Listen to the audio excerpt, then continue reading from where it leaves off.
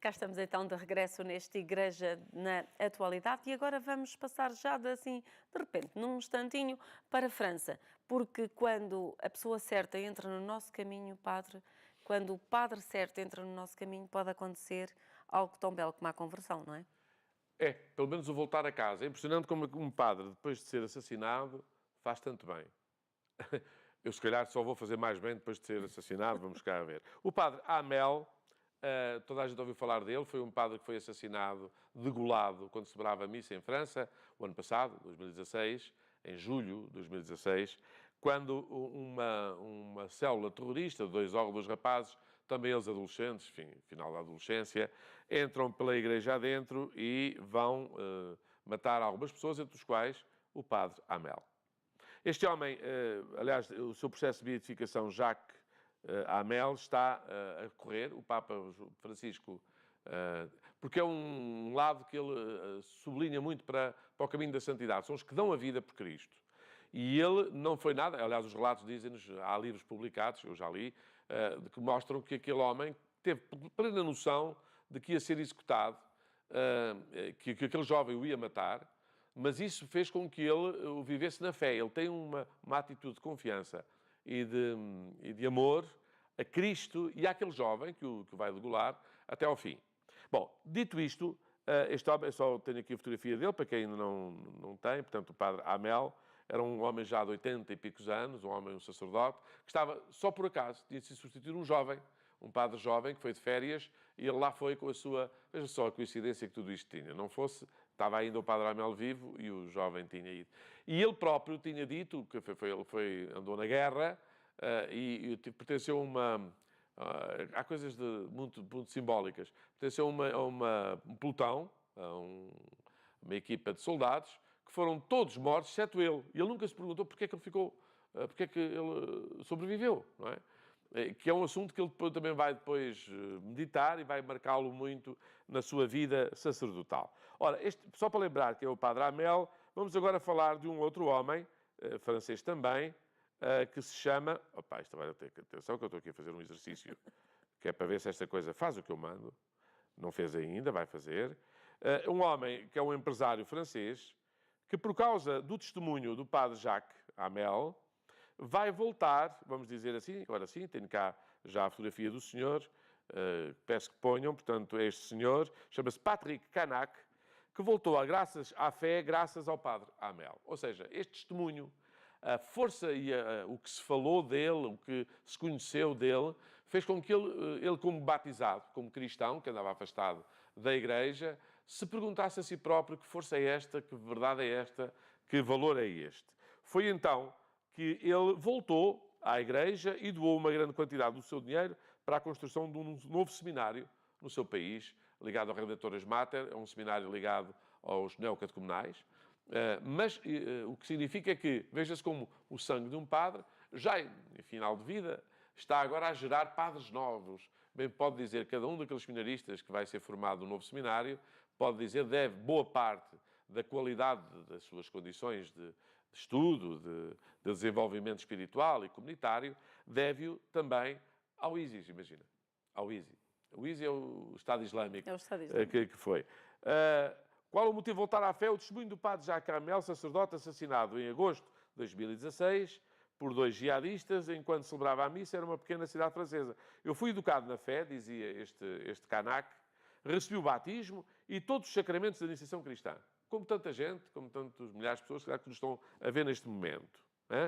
Depois, afastei-me da prática religiosa por muito tempo, explicou este senhor. No ano passado, fiquei impressionado com o assassinato do padre Jacques na igreja de Rouen e o terror presente nessa igreja recordou os tempos mais escuros da nossa civilização. Portanto, ele, no fundo, deste episódio, conseguiu ver o estado em que o mundo está e o quanto a igreja precisa de ser. Por isso é que ela é perseguida. Aliás, vamos cá ver. O bem só é perseguido pelas pessoas más. Pelas pessoas boas, o bem é bem-vindo. É bem-vindo quem vier por bem, não é? Aquelas coisas que antes se punham nas placas. Seja bem-vindo quem vier por bem. Mas quem está por mal, quem vem por bem é um obstáculo, é um peso. Por isso é que a perseguição à igreja ela é tão mais normal, ou natural, vamos dizer assim, quanto ela for fiel ao bem que ela é portadora. Se o fizeram com o Mestre, também o hão de fazer convosco, dizia Jesus. Portanto, não esqueçamos que a melhor coisa, o melhor mal que se faz ao mal é fazer o bem. Mas não esqueçamos que se é o maior adversário do mal, o mal não se quartela no seu lugar. Ele procura conspurcar o bem, procura enfrentar o bem e fazer tudo isso. Então, este momento levou a que este homem, ou Arnaque, apesar de se ter afastado da fé, disse que é preciso ajudar que a Igreja e aquilo que sobrava, a Eucaristia, no fundo, a graça de Deus, não fique escondida, não fique abafada, não fique a perder, no fundo. É preciso dar força ao bem para que o mal tenha, à altura, um adversário.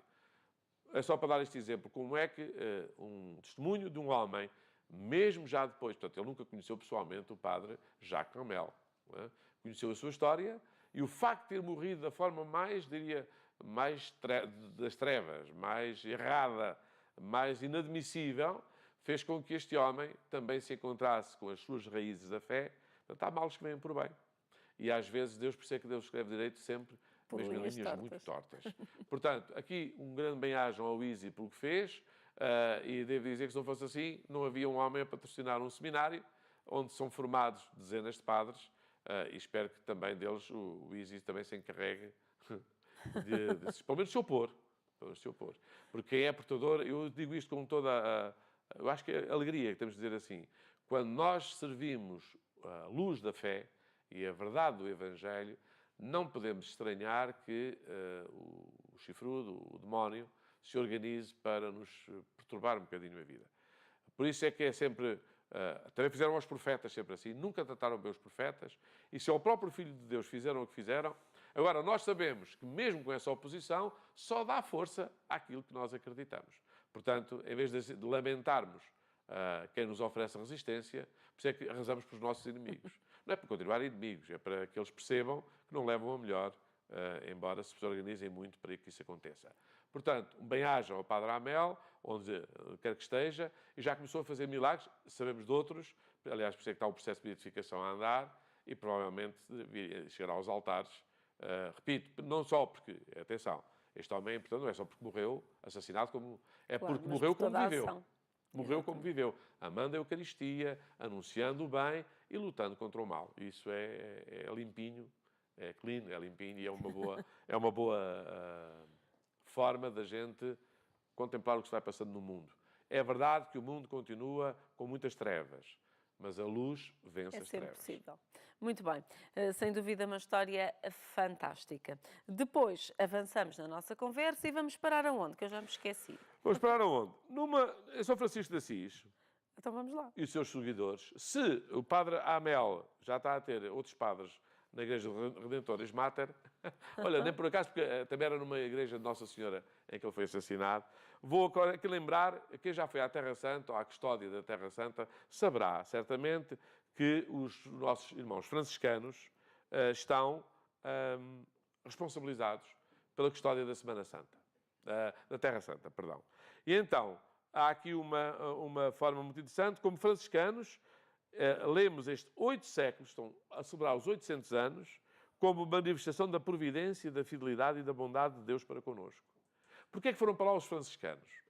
Porque a terra tinha tudo menos boas condições. Era preciso ser muito pobre, ainda hoje. É engraçado que lá no meio a gente vê de Jerusalém, quando passa um frade franciscano, ele é respeitado, quer por judeus, quer por muçulmanos. Porque a arma que eles têm, não querem nada de ninguém, não, só querem falar do bem que aquela terra tem, sendo habitado por quem é habitado. Isso é uma coisa interessantíssima, não é? Por isso é que estes homens, estes franciscanos, além de fazerem um grande trabalho de proteção e de salvaguarda dos lugares santos, quem entrar no Santo Sepulcro lá verá que são franciscanos que lá estão, a tomar conta da parte católica, mas tanto isso como a própria custódia da Terra Santa. E não podia haver, digo eu, não podia haver congregação mais ajustada para estar em terras que nós, primeiro que vejamos lá sinais cristãos, temos de estar à procura dos lugares santos, não é? Que para falarem de paz. E aqui está uma imagem muito bonita nesta pintura, que é São Francisco de Assis a falar, como é que ele diz aqui, em contacto com os donos daquelas terras, os árabes. Vê-se pela maneira de vestir, espero que se esteja a ver lá em casa. Agora sim, vê-se pela maneira de vestir que são árabes. E aqui está São Francisco e mais os seus irmãos a estar com eles, porque é preciso levar a paz. Jerusalém precisa de paz. E quem é melhor do que os franciscanos para fazer isso? Então, estão a celebrar os 800 anos e diz aqui, é o que declara o comunicado do Custódio da Terra Santa, Frei Francesco Paton, não é Patinho, é Paton, anunciando que os franciscanos da Terra Santa celebrarão 800 anos da presença no Médio Oriente, com 3 dias de conferências e encontros na cidade velha de Jerusalém. É lá que eles vão falar. Encontros, e fazem o encontro entre muçulmanos e judeus, convidam-nos todos para o mesmo espaço, e assim vão fazendo também daquele sinal uma presença que é também ela própria de um lugar de paz, que se quer de paz, e que anuncia paz. E uma paz que se torna também história, porque os lugares falam-nos, a arqueologia, toda a história, falam-nos que já fez, como eu já fiz felizmente, a Via Sacra, até chegarmos ao Santo Sepulcro, vê todas aquelas pedras, os milhares, os milhões de pessoas que já fizeram aquilo connosco, é de facto uma emoção muito grande. E, portanto, quem for então acompanhado com franciscanos, estás a ver, é ouro sobre azul. É ainda melhor. É ouro sobre azul. Portanto, cá está. 800 anos que aqueles homens andam a guiar, a proteger, a escavar, a estudar. Mas também há os dominicanos, também há outras ordens religiosas, mas a estes está entregue, desde há 800 anos, a presença cristã no meio daqueles lugares santos. Portanto, sublinhemos, registremos e agradeçamos, porque gente desta categoria faz falta em todo lado. É preciso estimar muito bem. Avançamos, padre. Temos ainda mais um assunto que me Vamos lá. parece muito interessante. Deixa eu ver se isto abre tudo, que eu gosto de falar estas coisas com plena circunstância. O Papa tem mais de 40 milhões de seguidores no Twitter. Exatamente, já viu. Sendo Quase que mais do 3 que eu. milhões e tal são portugueses, de língua portuguesa. Quanto? 3 milhões e qualquer coisa, 3,5 ou Mas para 3,6 milhões 40... são de língua portuguesa. Mesmo assim já não é mau. Não, eu 3 milhões ainda tenho, mas é tudo em português, os outros em português. Não, e é bonito, é todos os dias ele vai pondo uma frase: ninguém pode ser excluído da misericórdia de Deus. Este é um exemplo de um Twitter que ele pôs. A igreja é a casa que acolhe todos e não rejeita ninguém. Aqui está como uma frase tão pequenina e vai saindo. Milhões de pessoas leem e seguem e se calhar retweetam, porque uma coisa é o seguirem no ele, outra coisa é depois colocarem nos seus E uma coisa próprios... que eu achei curiosa, sabe o que foi, padre? Não. É que, portanto, as redes sociais são todas geridas pela Secretaria do Vaticano. Contudo, o arcebispo veio dizer que, o Monsenhor veio dizer que o Papa Francisco faz questão de ver minuciosamente cada tweet que é colocado. Bom, imagine bem a tarefa que é, porque por acaso eu até sigo o Papa Francisco, pronto, está dito, não é?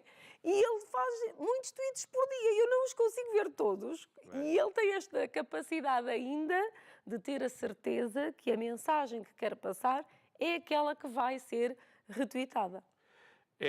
Aumentaram nos últimos 12 meses 9 milhões. Só para saber, em Portugal existem quantos? Eu desde sempre soube que éramos 10 milhões. 10 milhões, portanto. Portanto, eu acho que morremos tanto como nascemos. Tantos como os habitantes de Portugal aderiram ao tweet, Twitter do padre. ao tweet.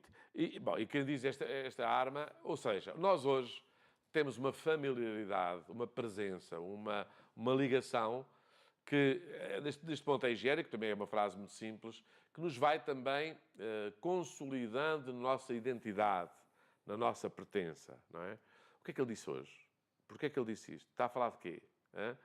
Nós hoje temos a homilia dele diária, temos o tweet, temos as catequeses, temos o Instagram com imagens as mais dispares, e vemos que é um homem não só exposto a quem o queira seguir, como que não tem nada a esconder, e se calhar isso fala bem mais alto do que a reivindicação de que eu o segue ou que eu não o segue a ele. Atenção que ele disse no Brasil, no Rio de Janeiro, quando estavam a cantar Viva o Papa, Viva o Papa, ele diz, não, vivam antes de Jesus Cristo. Viva antes de Jesus Cristo. que aqui é que a gente tem, lá, falei dos 800 anos de São Francisco, no meio agora destes fereges e pagãos como todos nós, vir estas lufadas, estes reboçados, que depois podem ficar na meditação da nossa oração, pois esta misericórdia, vamos ver, basta um tweet destes para nos alimentar meia hora de oração, se quisermos dizer, ninguém pode ser excluído da misericórdia de Deus, a Igreja é a casa que acolhe todos e não rejeita ninguém. Isto rejeita porque é misericordioso. Não há ninguém que lá esteja a mais, nem ninguém está a menos. Portanto, vamos criar esta consciência que ele, desta forma, diria, tão moderna, não é? Se a gente falasse do tweet ao João Paulo II, ele não sabia o que a gente estava a falar.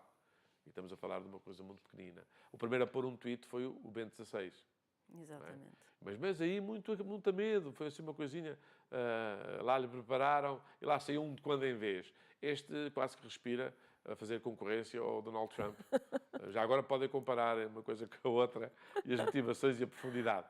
Mas para dizer que hoje vivemos quase paredes meias, lado a lado, na sintonia com o que um líder espiritual, e isto é lido por todo tipo de gente, não são só os religiosos, nem são só os que gostam dele, alguns também porque não gostam, leem, que é para terem razões para dizer mal. Exatamente. Portanto, até por isso, não é? Portanto, isto tem levado, por exemplo, a que mesmo entre muitos das igrejas cristãs, das várias confissões religiosas cristãs, tenha muita proximidade e muito impacto. É um líder que, na sua simplicidade e na sua despretensão, eu próprio não ponho coisas no tweet, até porque agora não quero fazer concorrência, acho que estou bem servido. Prefiro ler os que põe o Papa. É melhor ler o Papa. Imaginar eu pôr um melhor do que este, não punha, portanto, sirvo-me do que o Papa põe. Faz retweet desse. Retweeto e, pronto, fica assim dito. Mas para dizermos que hoje a evangelização, que falava João Paulo II, com novos meios, novos recursos, novo ardor, nova linguagem, também se faz por estas vias. Se eu comecei por falar que as crianças, olha, se as crianças lerem o tweet do Papa, não é isso, elas não entendem, mas os adultos faz-lhes falta para consolidar muito do que é a simplicidade de sermos crianças e de andarmos com a graça de Deus como horizonte da nossa vida. Portanto, atenção, que ainda não é seguidor do Papa. @Pontifex. Pontifex. Exatamente. Pontifex. Portanto, vão lá e curtir, que é para depois receberem estas mensagens maravilhosas. Mesmo para terminarmos. Para terminarmos, estamos em dia de Nossa Senhora. É, não é? Só fazer um apontamento que me parece apontamento a este rápido. centenário. Este 13 de outubro. Tu que disseste, outubro. Foi. Outubro.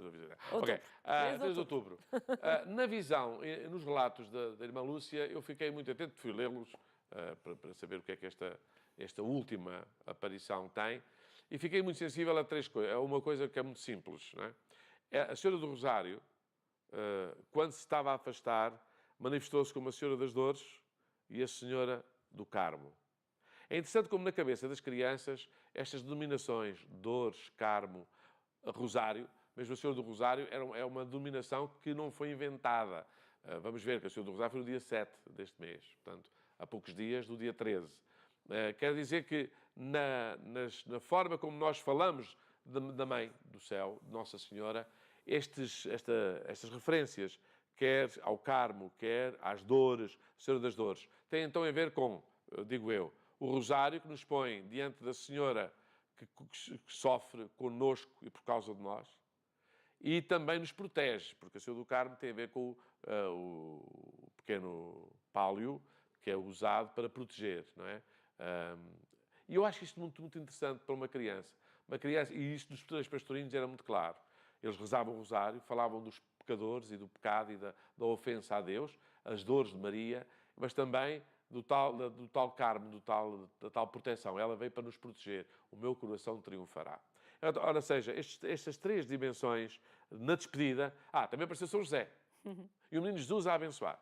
Também acontece que há também esta presença, família sagrada, como um lugar da paz, e a bênção que nos vem do céu como sinal. Depois o sol dançou. Pudera, com isto tudo, só tinha mesmo é que dançar. Há festa no céu, há festa na terra, há festa em todos nós. Portanto, foi este ponto que eu quis aqui sublinhar, já que estamos a falar de coisas, estas três dimensões da mesma Maria, da mesma Senhora, a Senhora mais branca que o sol, vestida de branco, é a Senhora do Rosário, é a Senhora do Carmo, é a Senhora das Dores.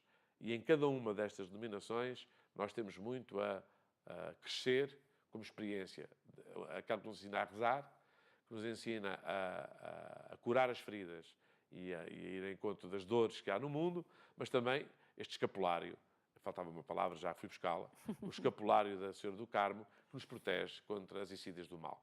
Aqui está uma forma bem interessante de culminar as seis aparições. As seis aparições e entrarmos neste completo síntese da mensagem deste centenário. Muito bem, então é precisamente com essa mensagem, Padre, que vamos terminar esta Igreja na Atualidade. Está tudo muito bem resumido. Marcamos encontro consigo para a semana, mas até lá tenha uma excelente sexta-feira.